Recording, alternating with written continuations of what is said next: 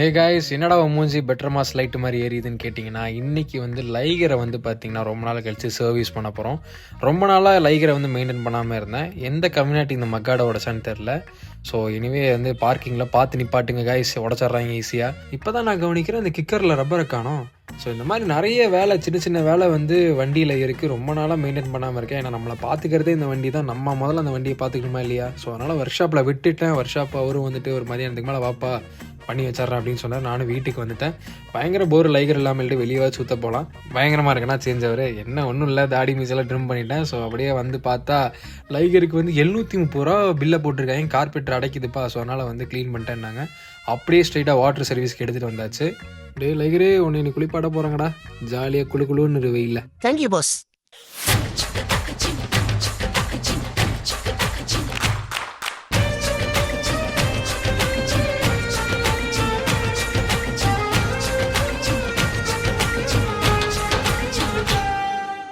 Finally water wash முடிஞ்சு லைகருக்கு அப்படியே petrol அடிக்க வந்துட்டேன். டே பை டே வந்து பார்த்திங்கன்னா பெட்ரோல் விலை ஏறிக்கிட்டே போகுது. போன வாரம் 104, இந்த வாரம் 108. அப்படியே வீட்டுக்கு வந்தாச்சு. இத்துடன் இந்த டே முடியுது. ஸோ உங்கள் வீட்டில் இருக்கிற பைக்கோட நேமை வந்து கமெண்ட் பாக்ஸில் மென்ஷன் பண்ணுங்கள், நானும் பார்க்குறேன். ஸோ டாடா பாய், சி நெக்ஸ்ட் வீடியோ பார்க்குறேன். பாய்.